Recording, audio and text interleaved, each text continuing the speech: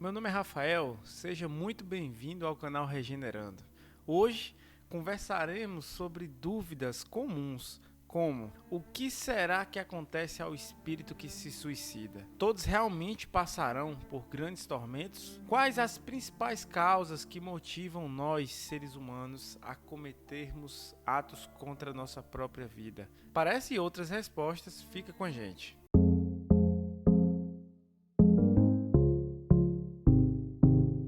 O Espiritismo nos esclarece que um dos desígnios de Deus é que um dia nós nos tornemos espíritos puros. E em todas as nossas reencarnações, nós iremos assim nos aperfeiçoando através das forças que estamos empregando contra as nossas más inclinações. E a partir disso, nos são dispostas provas para que, vencendo elas, nós vamos diminuindo cada vez mais a influência da matéria sobre o nosso corpo. Esse é o princípio da vida. A evolução. A providência divina dotou todos os seres com ferramentas necessárias para o alcance de todos os nossos objetivos. No Livro dos Espíritos, as entidades superiores nos esclarecem que o indivíduo não deve abreviar sua vida voluntariamente, sob nenhum pretexto.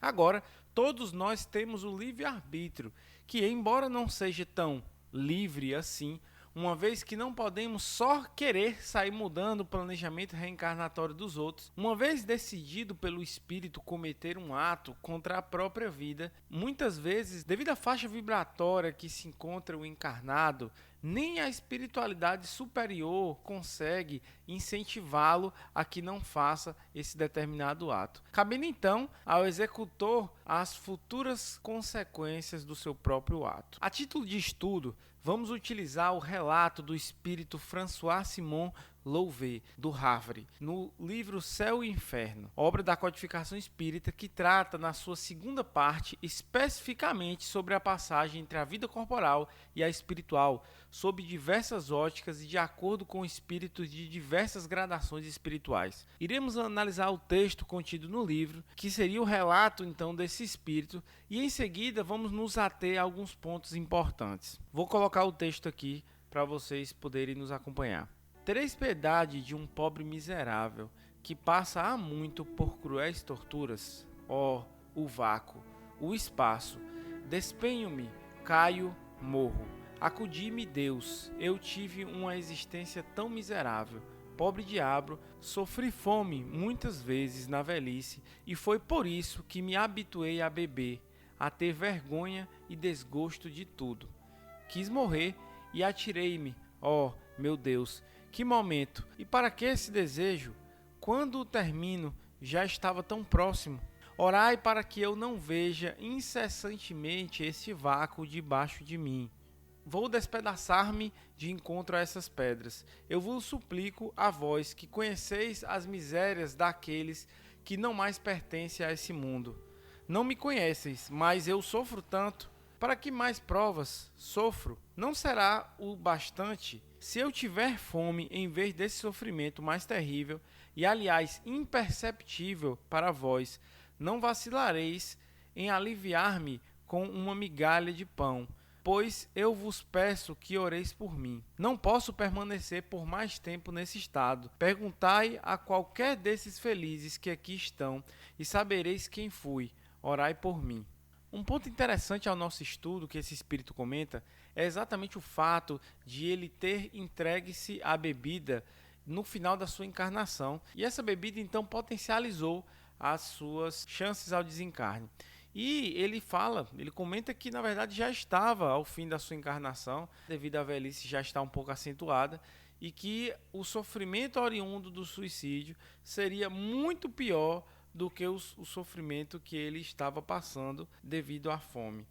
Então a gente percebe que, na verdade, a pior falha cometida pelo espírito que se suicida é a intenção de praticar o ato para que o sofrimento qual ele esteja passando cesse. E enquanto a vida é eterna, na verdade, cada momento em que nós desencarnamos nada mais é do que o final de um ciclo, mas também um início de outro ciclo.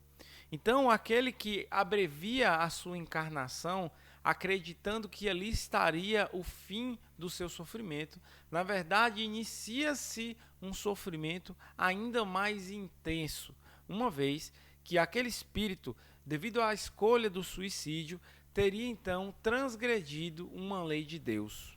Em mensagem, a equipe espiritual de Kardec, conforme vocês podem acompanhar aqui na lateral, o guia do médium comenta: esse que acaba de se dirigir a vós foi um pobre infeliz que teve na terra a prova da miséria. Vencido pelo desgosto, faltou-lhe a coragem e, em vez de olhar para o céu como devia, entregou-se à embriaguez. Desceu aos extremos últimos do desespero, pondo término à sua triste provação. Atirando-se da torre Francisco I, no dia 22 de julho de 1857.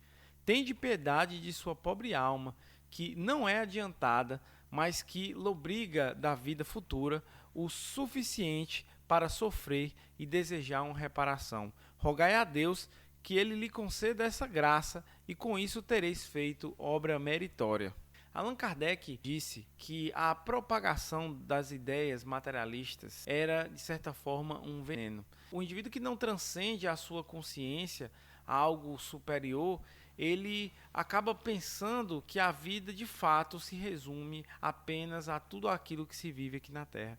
Enquanto nós, espíritas e espiritualistas, nós que acreditamos na vida futura, sabemos que quando a vida não cessa na materialidade, entendemos que, na verdade, da mesma forma que Platão já havia nos advertido, o verdadeiro mundo não é o mundo que nós nos encontramos agora, e sim um mundo espiritual, e que estamos todos nós desempenhando uma atividade muito específica, cada um a sua, aqui no planeta Terra. Portanto, quem é materialista, por consequência, não crê que já viveu em outras vidas, que suas tribulações ou expiações ou provas, e não crê também, claro, na vida futura, não compreende que o suicídio acaba apenas retardando o seu progresso e, por consequência, a sua felicidade. Pois, como sabemos, a felicidade nada mais é do que a liberdade do espírito de seus vícios. Aquele que possui a compreensão de que a vida continua após a morte,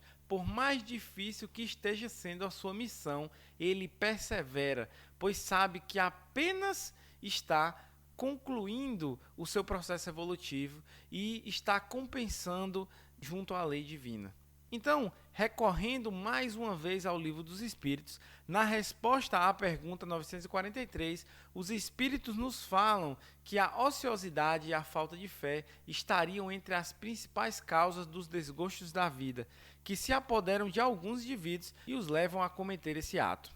Agora que sabemos que o suicídio é um grande crime contra a lei de Deus, os primeiros passos é aprendermos a identificar as pessoas que possam estar tendo esse tipo de pensamento. E alguns comportamentos característicos são a tristeza excessiva e a falta de vontade para estar com outras pessoas, alteração repentina do comportamento, até mesmo sendo esse comportamento representado por picos muito grandes de felicidade, porque acontece às vezes do indivíduo já ter aceitado a ideia de que irá morrer, tratar vários assuntos pendentes ou fazer um testamento, fazer ameaças de suicídios frequentes, como falar: a vida não vale a pena, estou tão sozinho que queria morrer, você vai sentir a minha falta. É importante levarmos sempre muito a sério esse tipo de comportamento e as tentativas de suicídio, e não pensar que a pessoa não possa vir a cometer.